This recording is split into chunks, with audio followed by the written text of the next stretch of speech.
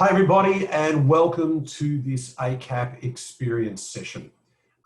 These sessions are designed to give you a bit of a taster for the types of things that we study in the certain disciplines that we offer here at ACAP. And I'm going to be talking to you today about a particular research project in psychology.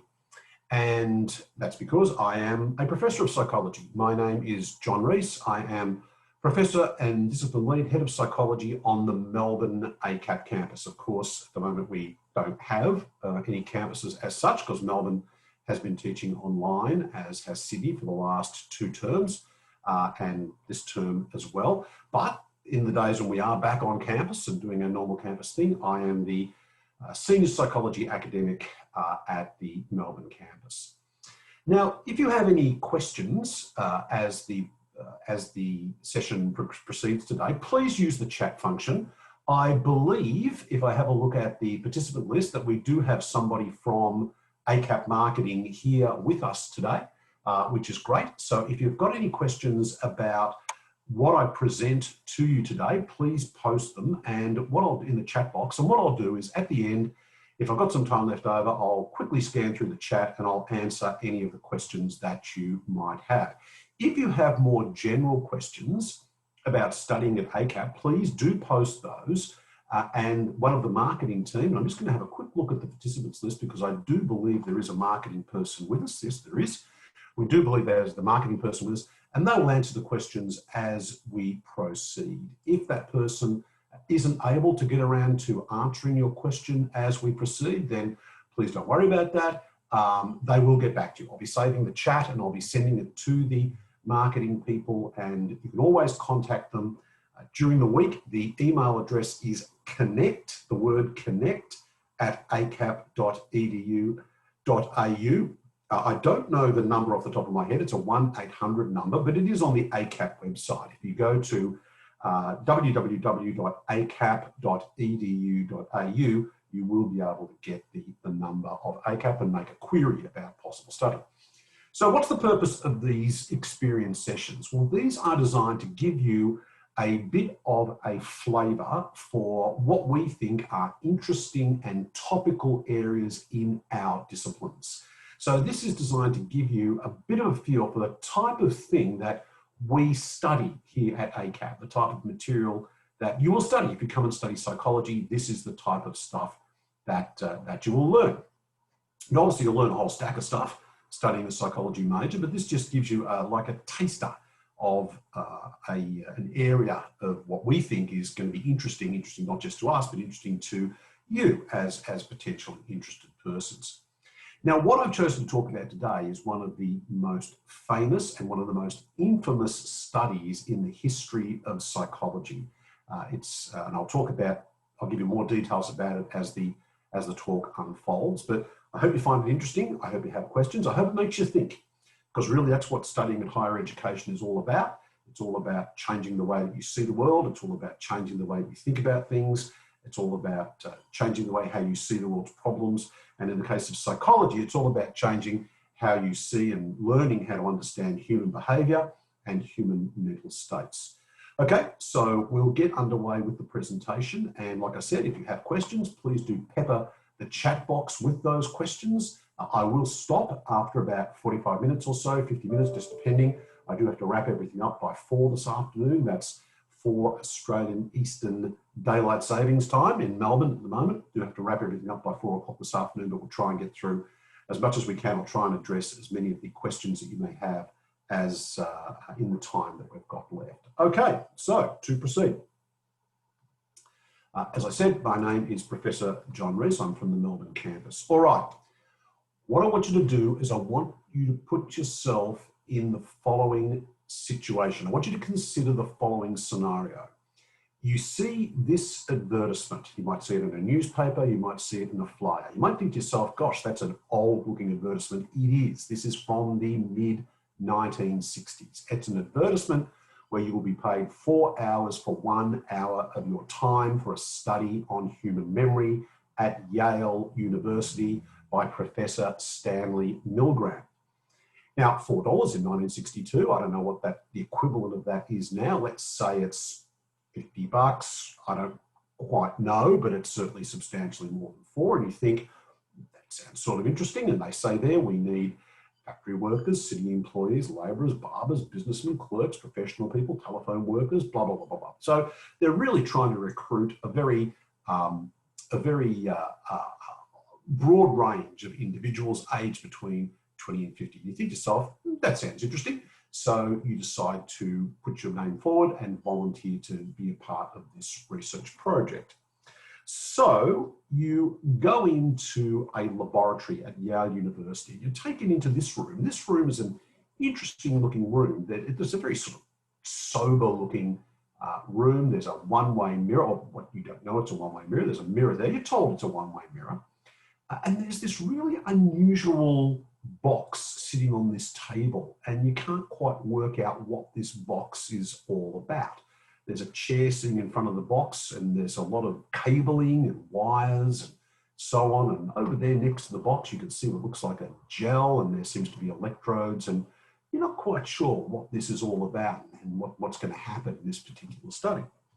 So then you meet a couple of other people, and there's a youngish chap here who's in what looks like a white laboratory coat, or a lab coat of some description. He looks very well educated, very sort of conservative sort of chap, quite serious in his nature.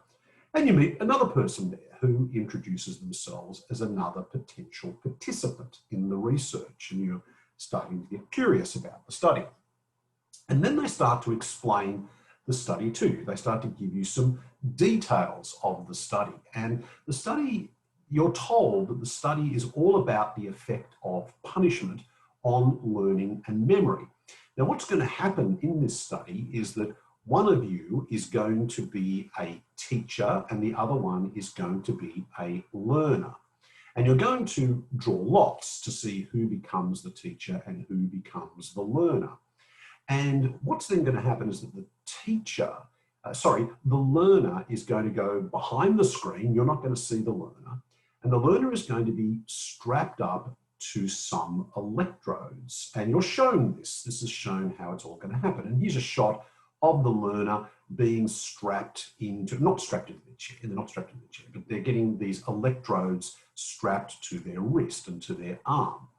And you get a little bit more information about the research, and you're told that what's going to happen here is that you're going to be reading lists of words to the learner, and you as the teacher have to evaluate whether the learner gives a correct answer to the word quiz that's being delivered to them. And if they get a correct answer, that's fantastic. They're told they're correct. But if they get an incorrect answer, if they get it wrong, they're going to receive an electric shock in the form of punishment. Now, what then happens is that you're then you're shown this equipment here, which is going to be the mechanism by which you deliver the electric shock to the participants. And this is a very serious looking machine. You can see that in the top left-hand corner there, it's called shock generator, type 2LB from Waltham, Massachusetts, the Dyson Electrical Company. There's a lot of switches down beneath that, and the switches have lights above them. And it's a bit hard to see on this photograph, but they also have voltages associated with them, from 15 volts through to 450 volts. And beneath that, you've got some labels associated with the shock. They range from slight shock to moderate shock to strong shock, all the way up to danger, severe shock, and then XXX. Now, what's going to happen here is that as the person gets more items wrong, you're going to start delivering them a stronger shock. So you're going to start off by delivering them a 15-volt shock, and then if they get more words wrong, you're going to keep going up that shock generator. That's the way that you administer the punishment, to look at the effect of electric shock punishment on how well people perform in this learning and memory task. And you look at this and you go, wow, that seems pretty strange, but okay, I'm getting paid some money to do this. It seems like a perfectly legitimate piece of research. This is a very serious environment. I'm in Yale University. There's this young researcher here. He's taking it very seriously. Okay, I'll be part of that. Now, what then happens is that the researcher gives you a slight shock to give you an idea about what the shock is going to feel like. They wrap an electrode around your wrist and they give you what turns out to be an 18-volt shock. They ask you what voltage it was, they ask you how it felt and so on, just so that you can get a feel of the type of shock that you're going to be administering as part of your role as the teacher. So you get a pretty good understanding of what's going on. I'm going to be trying to teach the learner who's on the other side of the wall. I can't see the learner. I can't actually physically see them. I can hear them because the wall is not particularly thick, but I can't see them. And as this person works their way, or as we work through the list of stimulus materials that need to be memorized, as the learner gets it wrong, I'm going to administer them a shock, starting off at the slight shock, and the more questions they get wrong, the higher the shock becomes, all the way through to XXX. Right, so you sit down and the experiment starts. And it starts off, here's a sort of a schematic of the scenario. So you're here as the teacher, okay? The experimenter is sitting there observing you, and behind the wall is the learner. Okay, now I know it says experimenter student there, but this is the learner. This is the person who is trying to be taught how to memorize these words, trying to be taught a mechanism for memorizing the stimulus material. And here's you are the teacher, and you're sitting in front of the shock generating panel, getting ready to both administer the materials and to administer the punishment in the form of electric shock. Okay, so this is the basic research setup here. So the experiment starts and it's all going along pretty well, and sometimes the learner gets a few words right, sometimes the learner gets a few words wrong. And when the learner gets a few words wrong, what happens is that you start to give them an electric shock. Now, this all doesn't seem to be causing too much harm or damage, but then things start to take a rather unusual turn.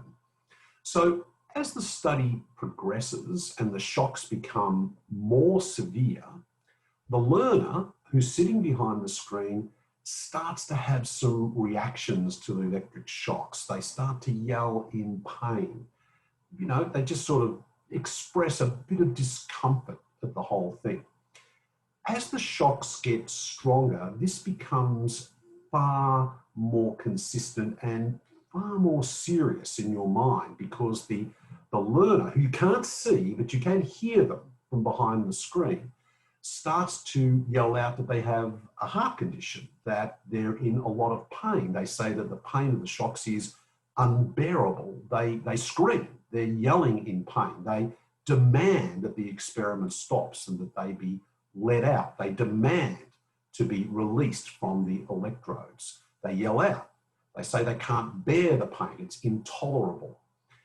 You look at the experimenter, and the experimenter, in a very calm and a very measured voice, just persistently tells you that the experiment must continue. The experimenter says, you must continue, you have to continue. Now, the experimenter doesn't physically force you to do that. The experimenter doesn't threaten you. The experiment doesn't use any physical coercion. The experimenter says that the responsibility is his, the experimenter's. The experimenter says this experiment must continue. You must continue. The experiment must continue. That's the very consistent information that you're given by the experimenter. And so you do. You're not threatened.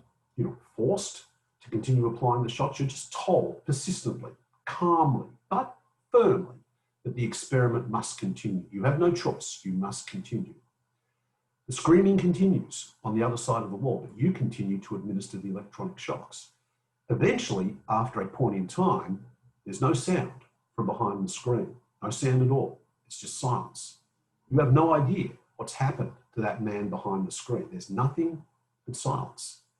And when you question this, you're told you have to continue. If there's no response, if there's no sound, you have to continue anyway.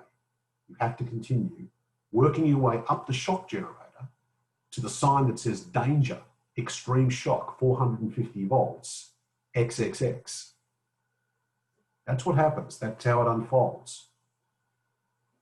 What would you do in that situation, if you were placed in that situation, if you were the teacher, if you were the person administering the electronic shocks, what would you do under those circumstances? Do you stop? Do you just walk away? Do you insist on checking the health and well-being of the learner? Are you concerned about the person who's sitting behind the screen? Do you demand that somebody checks on that person? How do you feel knowing that you're delivering potentially fatal electric shocks to a total stranger, simply because another stranger, somebody who you've never met, a very serious looking young man in a white laboratory coat, is telling you that you have to proceed? What would you do in that situation? How would you respond? How would you react? All right. Here's the central question that I want you to consider. How many people do you think would go all the way to the end of the shock generator in that situation and continue to apply the electric shocks to a total stranger, despite what the stranger had said? The stranger had yelled out, the stranger had said he had a heart condition, the stranger said the pain was unbearable, the stranger demanded to be let free. How many people do you think would go all the way to the end of the shock generator, even though the stranger no longer makes any sound at all? You can't even hear them, nothing.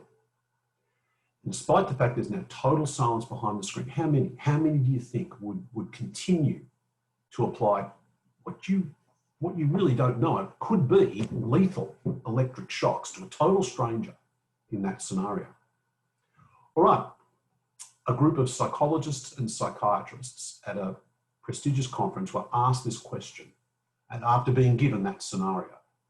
And their answer, in fact, I've been a little bit liberal here, it wasn't 0.5 of 1%, it was 0.1 of 1%, 0.1. Their answer is that, excuse me, that 0.1 of 1% of people would keep delivering electric shocks to the end of the shock generation machine in that scenario. And those people would be quite disturbed individuals. They would be pathological sadists. So keep that, and that's a term that was used back in the 1960s. We don't use that term in modern mental health and in modern psychiatry and in modern clinical psychology, but in the 1960s, that was the term that was used. Keep that in mind. This is what the experts are saying. 0.5 of 1% would go all the way. What if I told you that in the actual experiment, roughly 2 out of 3 people went all the way to the end of the shock generator? 65%, 2 out of 3 people continue to deliver electric shocks to the end of the shock generator, to the section labeled danger, extreme shock, XXX, despite the fact that a stranger behind a screen was screaming in pain, demanded to be let loose, and then was silent. 2/3. 2/3 of very average citizens, men, women, older people, younger people, people from all walks of life, from all socioeconomic strata, people who do all sorts of different jobs. 2 out of 3. Okay. Let's introduce the man himself, Stanley Milgram. Now, Stanley Milgram sadly died very young. He was only, I think, 50 when he died.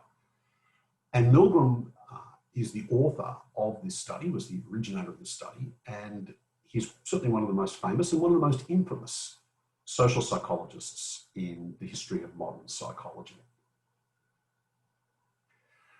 Let's look at some of the background to this research, some background to the Milgram studies.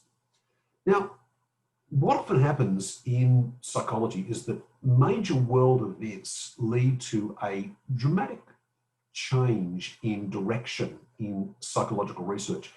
And major world events are often the impetus for a quantum shift in how we go about researching various phenomena, various aspects of human behaviour and human mental states. For example, right now, we're in the middle of the COVID-19 pandemic, and there's a lot of research, a lot of psychological research going on around COVID-19. I'm supervising an honours student this year who's looking at a project at health anxiety around COVID-19 and looking at predictors of health anxiety around COVID-19. Now, world wars, which are appallingly destructive events, do provide the opportunity for a lot of rethinking about human behaviour and human mental states. For example, at the end of the Crimean War, we first started to appreciate the phenomenon of what we now call post-traumatic stress disorder amongst military personnel. In those days, it was called shell shock, or I think Freud even used some other term, combat fatigue, things like that. We now refer to it as PTSD.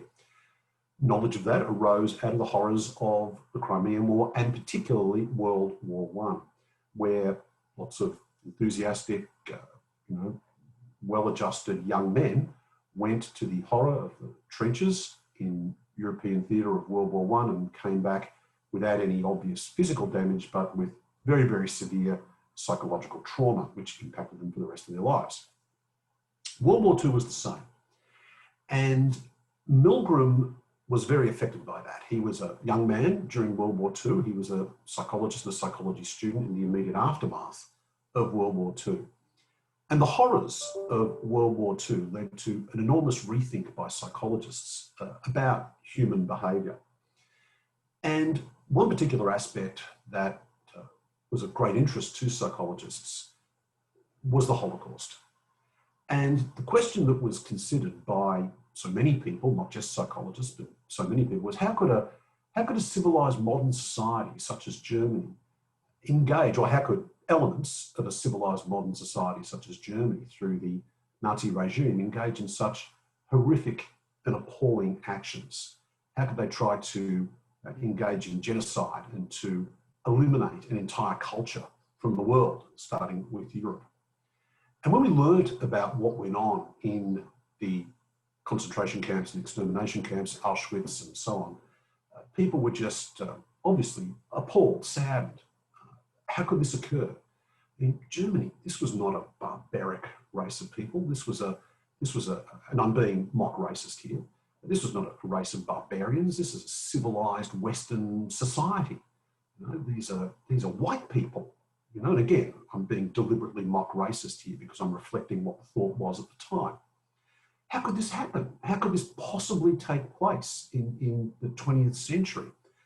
And there was a lot of very serious discussion and research and theorising and thought about how this sort of event could occur. So discovering details of the Holocaust had enormous social impact, and psychologists questioned how it was possible for ordinary people. These were people who were soldiers who'd come from very ordinary backgrounds. They'd worked in a range of jobs, everyday jobs, and now here all of a sudden they were murdering tens of thousands, hundreds of thousands of innocent people, men, women and children, in such a destructive, cruel and inhuman way. How could human beings possibly do this? If you had to ask these people before the war, this is what you will do, or you had told them that, they wouldn't believe you, right?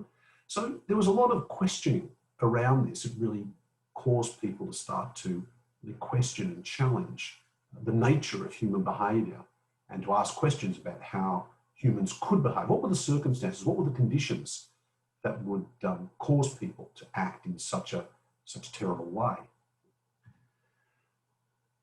Fascinatingly, the early research on this topic, the research that took place just after the Second World War in the 1950s, we look back on it, and it was appallingly racist, appallingly racist.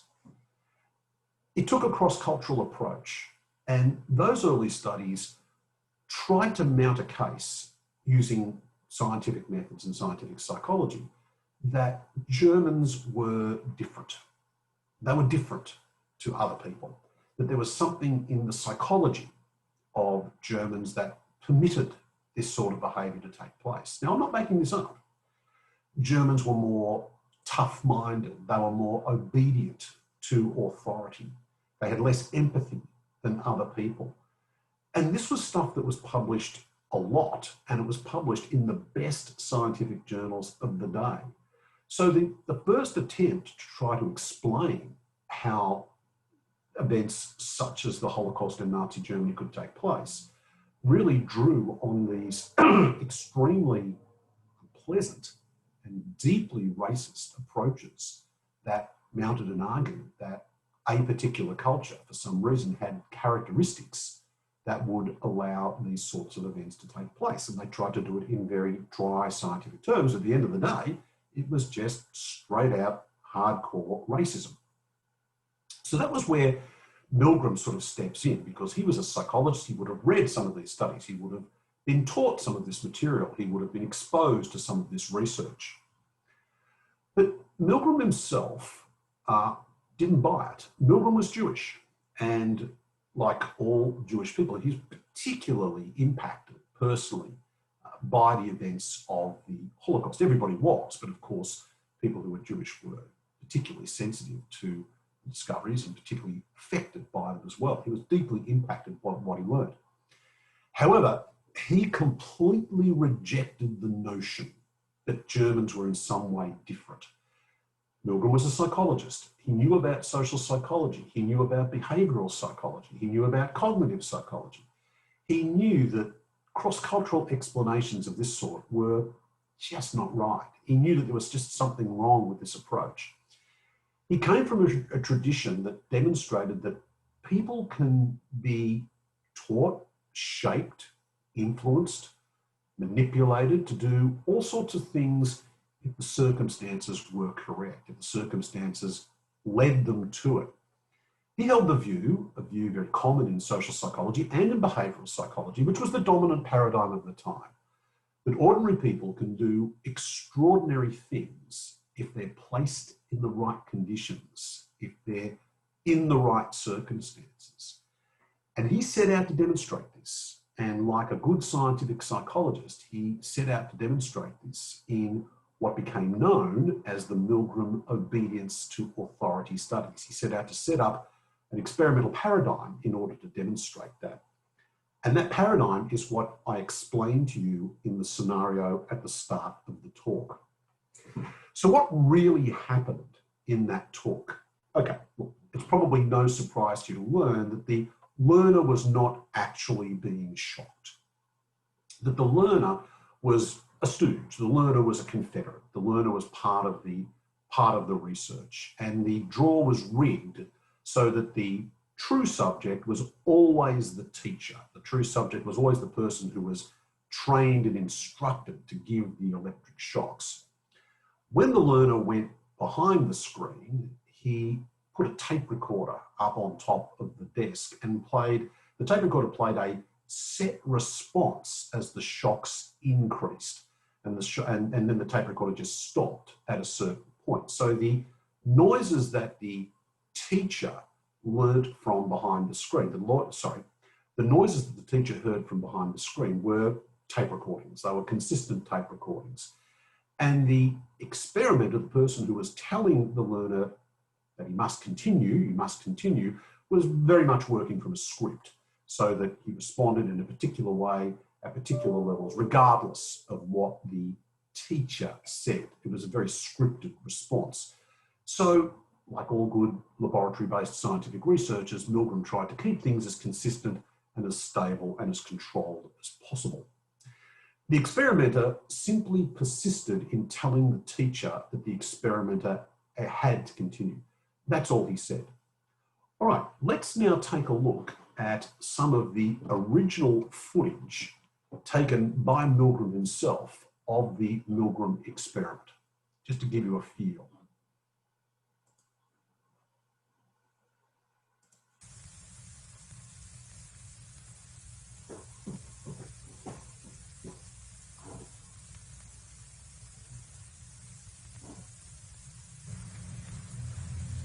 It is May 1962. An experiment is being conducted in the Elegant Interaction Laboratory at Yale University. The subjects are 40 males between the ages of 20 and 50 residing in the greater New Haven area. They were obtained by a newspaper advertisement and direct mail solicitation. The subjects range in occupation from corporation presidents to good humormen and plumbers, and in educational level from one who had not finished elementary school to subjects who have doctorate and other professional degrees.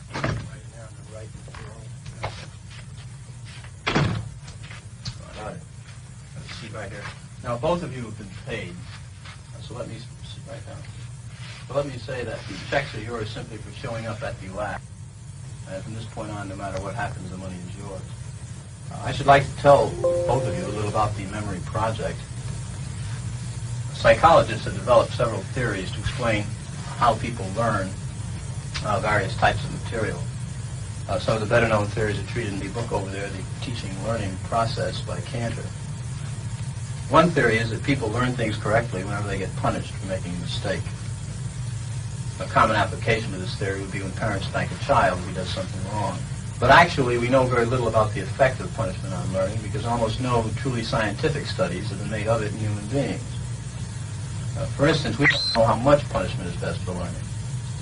And we don't know how much difference it makes as to who's giving the punishment, whether an adult learns best from an older or a younger person himself, or many things of this sort. So what we're doing in the project is bringing together a number of adults of different occupations and ages. And we're asking some of them to be teachers and some to be learners.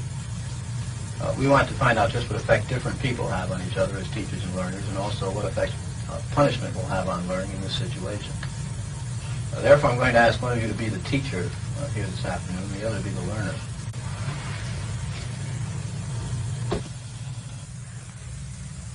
This machine generates electric shocks, and when you press one of the switches all the way down, the learner gets a shock.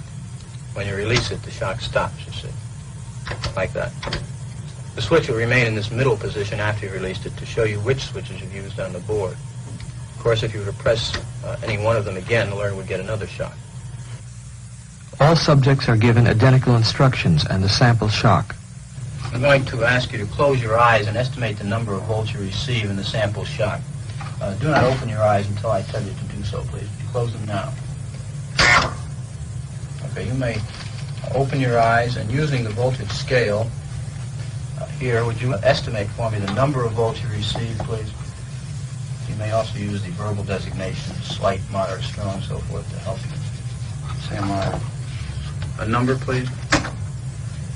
Would you? About 75. No, actually, it was 45 here. Although it may have seemed stronger because of the electrode paste, which provides a perfect contact. All right, let's go on to our instructions. We will begin with this test. You will read each pair of words in this list once to the learner until you've read through the entire list.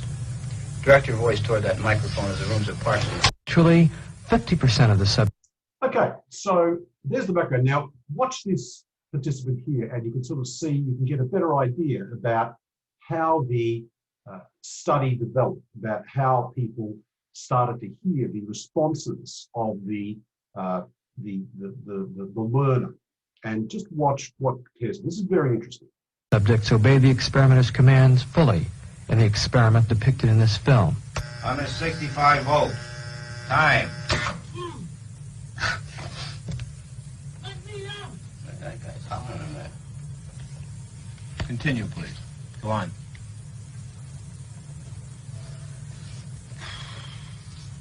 There's a lot of them here, you know, they love air conditioned there. You want me to go? Just continue, please.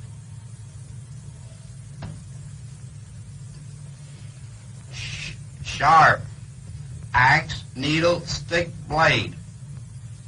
Answer, please. Wrong. I'm up to 180 volts. Please continue, teacher. Needle, you're gonna get a shock. 180 volts.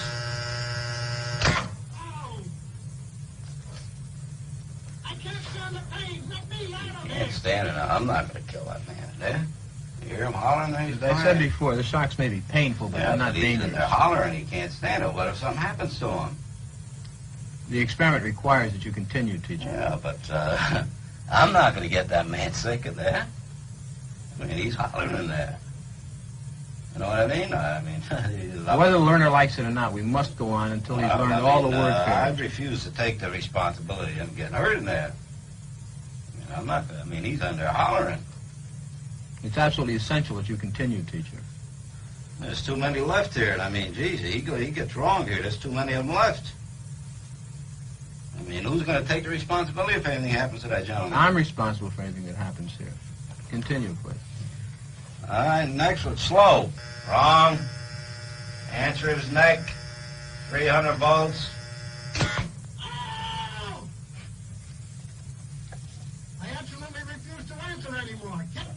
me. You can't hold me here. Get me out. Get me out of here. Continue. The next word is green, please. Green, grass, hat, ink, apple.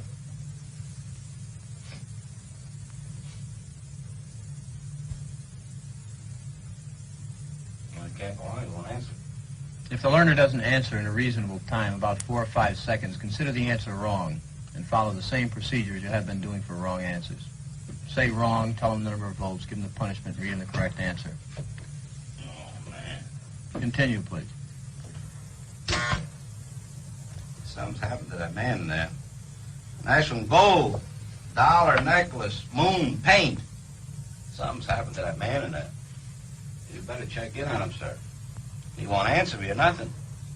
Please continue. Go on, please. You accept all the responsibility? The responsibility is mine, correct. Please go on. Grave, woman, soldier, dog, horse. Answer is woman, 450 volts. That's it. Now continue using the last switch on the board, please. The 450 switch for each wrong answer. Continue, please. I'm not getting no answer. Please continue. The next word is white.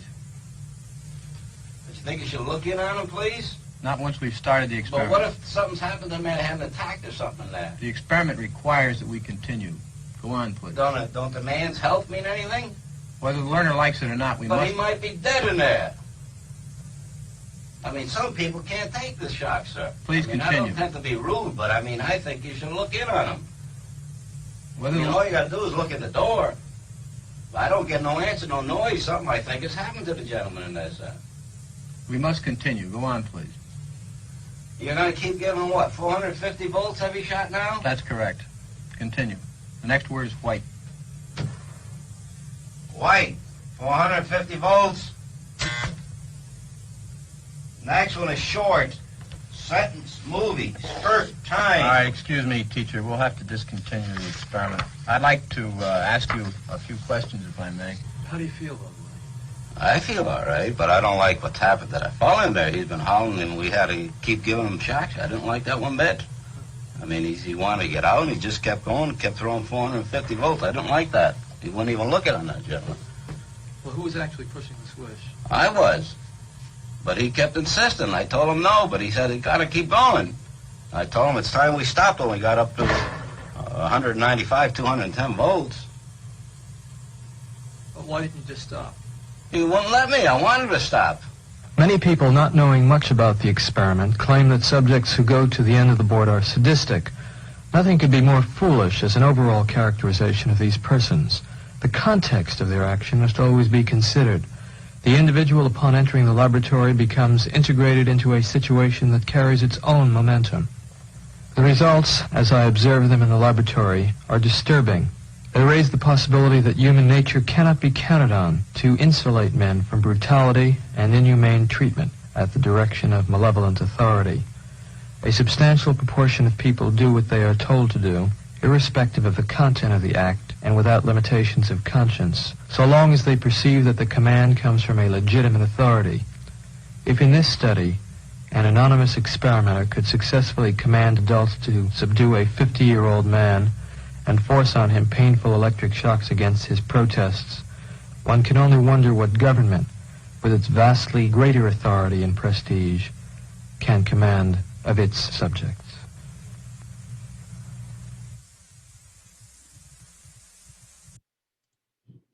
So that gives you a bit of an idea. That's an original film that was actually made by Milgram way back in the mid-1960s. You can tell by the very sort of grainy appearance, but it really, I think, brings home the impact of the Milgram experiment.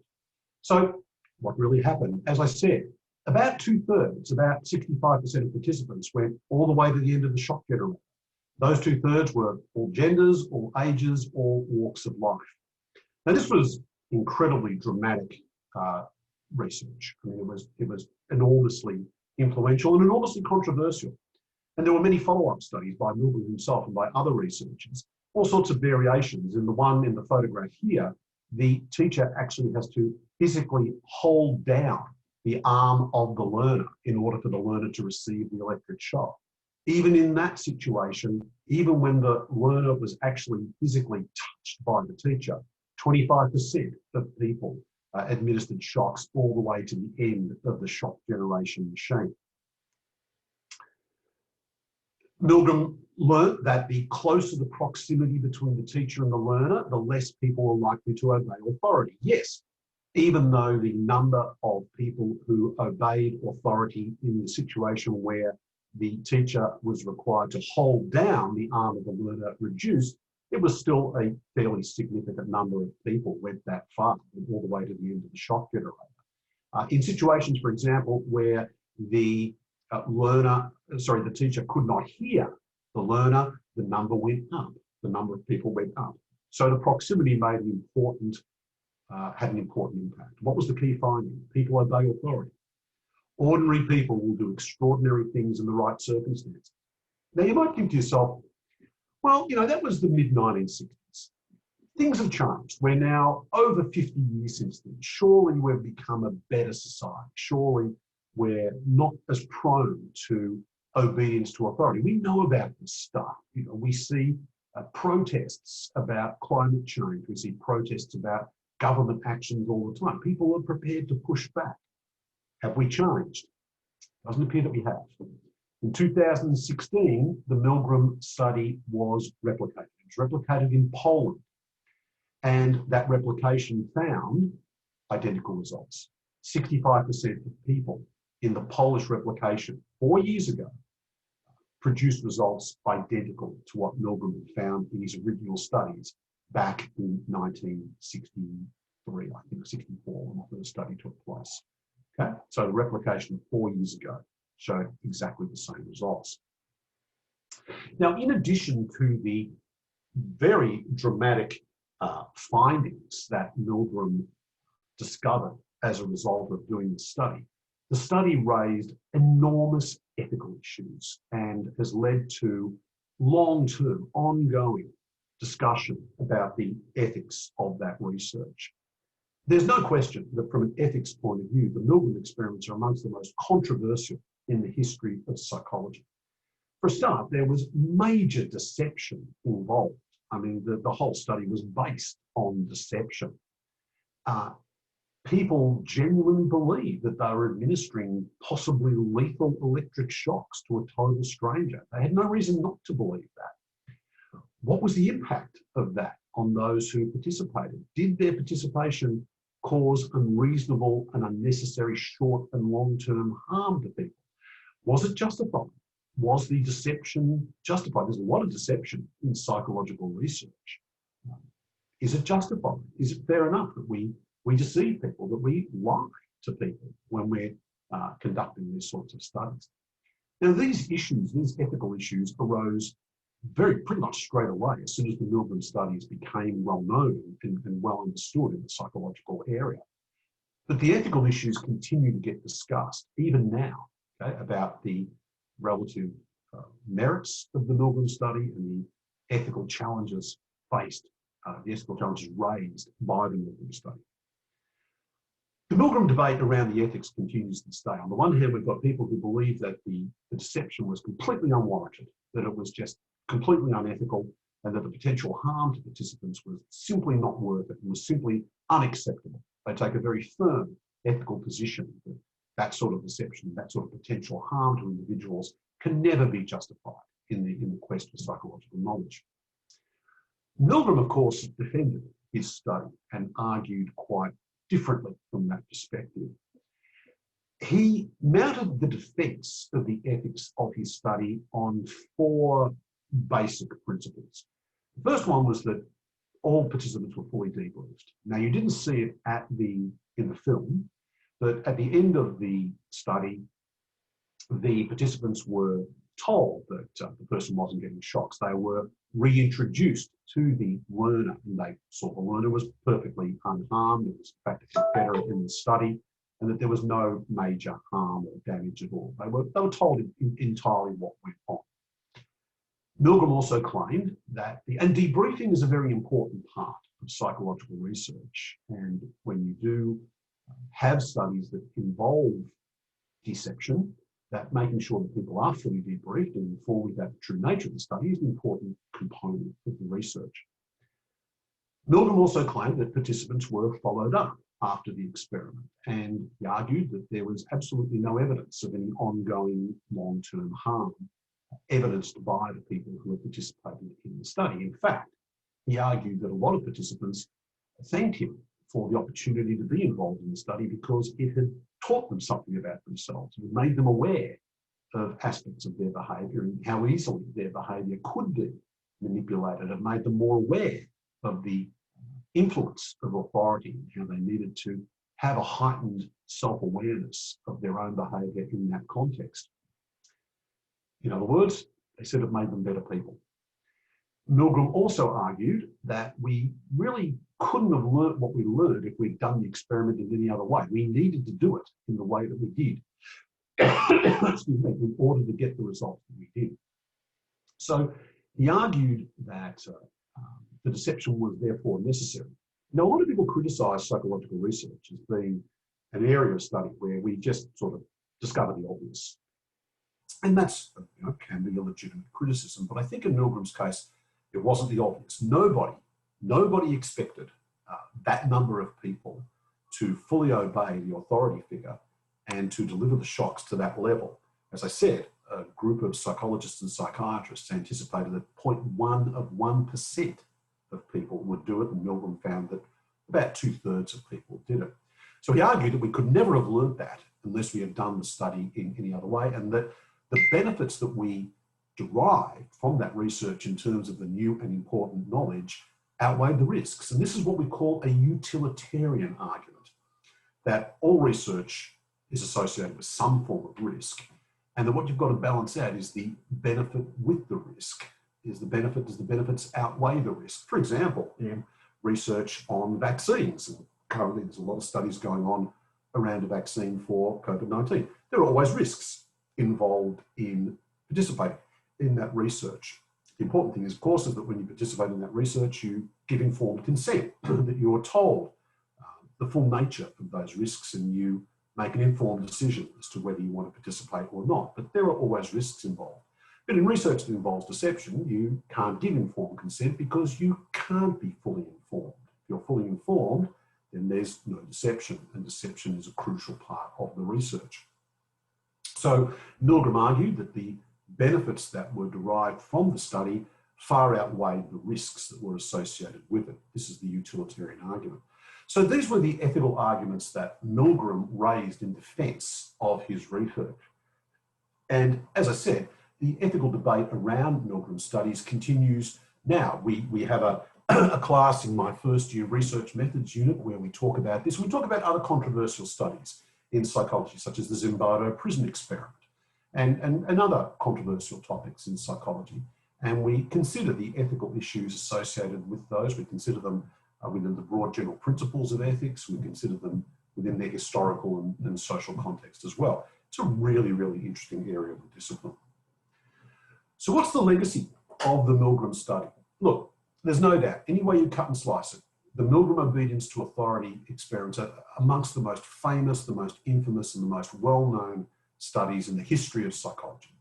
Psychology doesn't have a long history. The first dedicated psychology laboratory, the first laboratory that was specifically named a psychology laboratory, wasn't founded until 1879, and that was in Leipzig in Germany by Wilhelm Wundt. So it hasn't been going around for an awfully long period of time. But in that history, there's no doubt that the Milgram obedience to authorities experiments, probably along with Zimbardo's prison experiment, are amongst the most famous, amongst the most infamous studies in the history of psychology.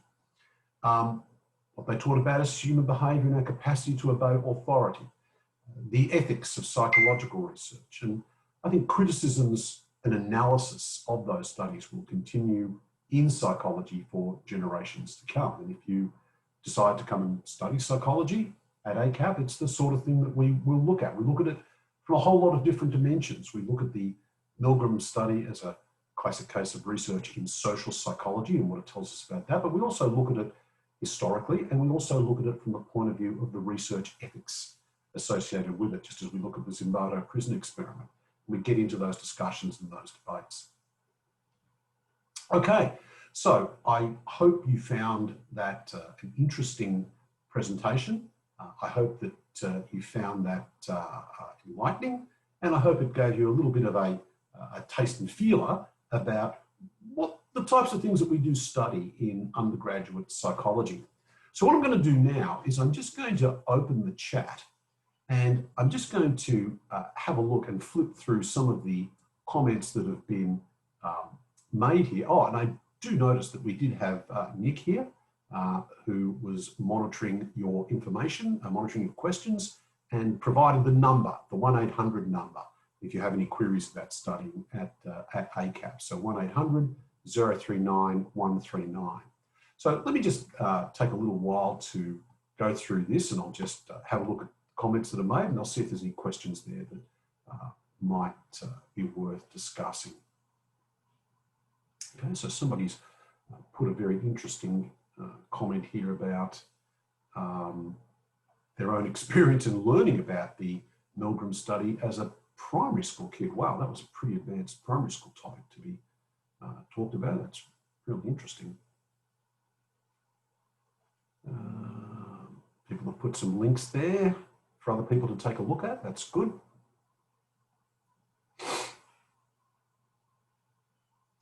Somebody's asking an interesting question. Why was addressing this problem not in the tray a very world leader first thing in the morning? I've got a funny feeling that it probably was, and that people saw that and thought, yeah, that's pretty interesting.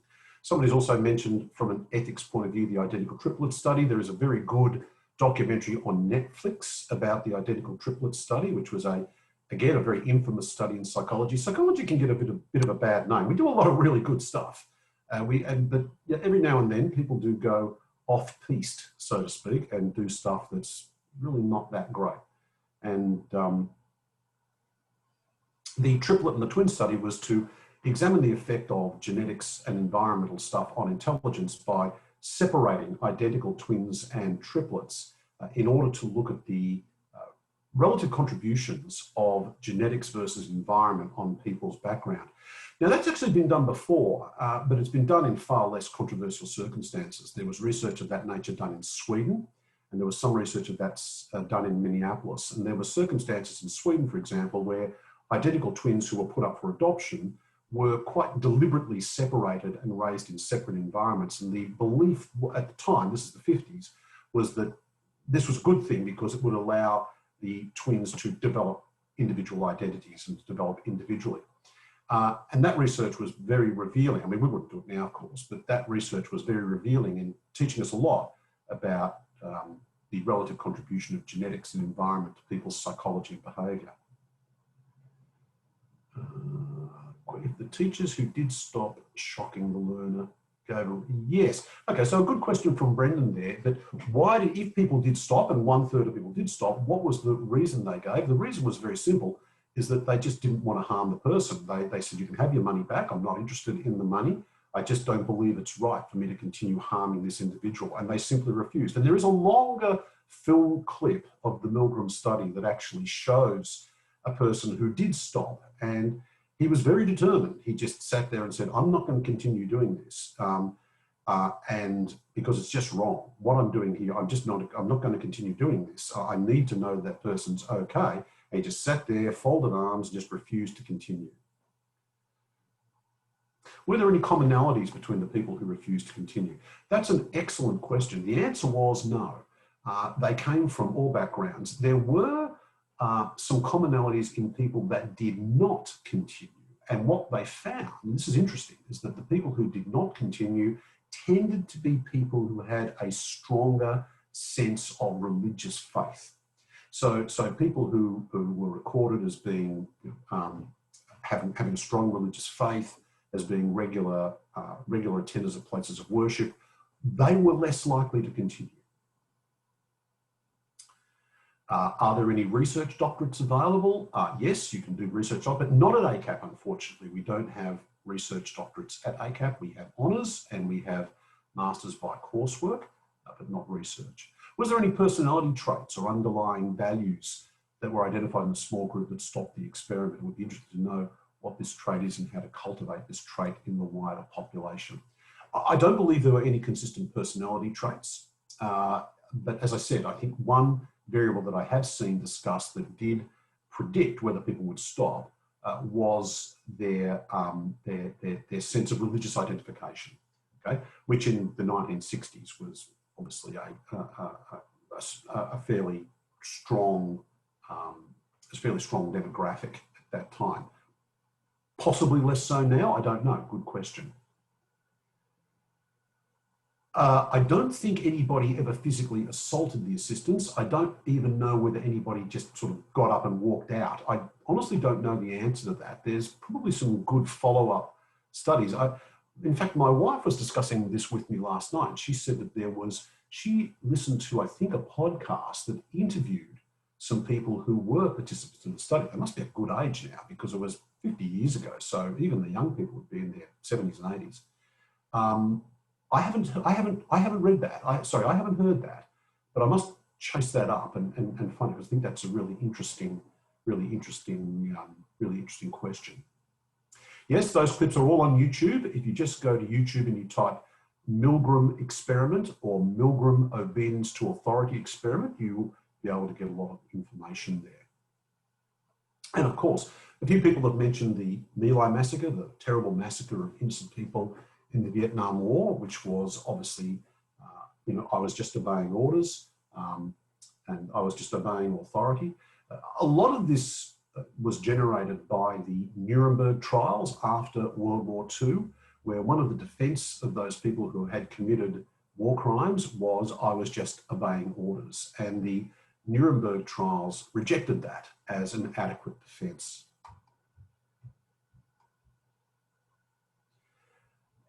Just a comment making that many people thought the study was fake and that's why they didn't stop. I don't know. That's a good comment. That's quite possible. I'm not sure, but they provided a very good link there from the New York Post about unpublished data from Stanley Milgram's experience cast doubts on claims about obedience. Interesting.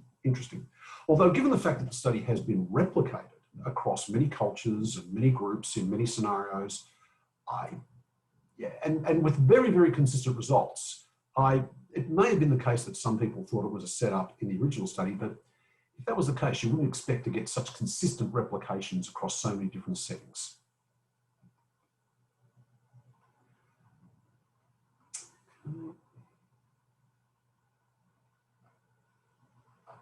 Yes, a good question about whether there have been studies across cultures. The answer is yes, and studies across times, studies across language groups, and the results are pretty consistent. To the best of my knowledge, the results are pretty consistent. I'm actually not a social psychologist. I don't pretend to be an expert on all the nuances and all the historical aspects of this. But what I can say is that from my somewhat limited knowledge of it, that the results are quite consistent. As I said, the Polish study in 2016 found almost identical results.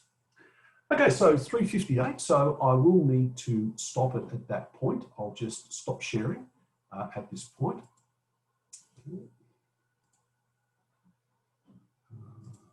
Okay, so look, thank you all very much for attending this afternoon. I hope you found that an interesting presentation. I hope it gave you a bit of feel for the type of interesting stuff that we do study in psychology. And if you'd like to pursue your interests in psychology more, you are most welcome to enroll in a psychology degree at ACAP. The information has been provided in the chat in terms of the email and the phone number to contact if you have any further queries. We have entry points at all three terms. Term 3 has already started, so we can't start term 3, but term 1 of next year, 2021. If you go to the ACAP website, you can get a good idea about all the different programs that we offer in psychology, and you can pose any questions. If you have anything you'd like to discuss with me, you're very, very welcome to email me. My email address is just john.reece, R-E-E-C-E, so john.reece@acap.edu.au. So thank you all very much for attending today. Hope you found it interesting. And like I said, if you have any further queries or comments, please do feel free to communicate with me or to contact ACAP Marketing for any information about our courses or go to the website. Have a good afternoon, everybody, and I hope to see you in class.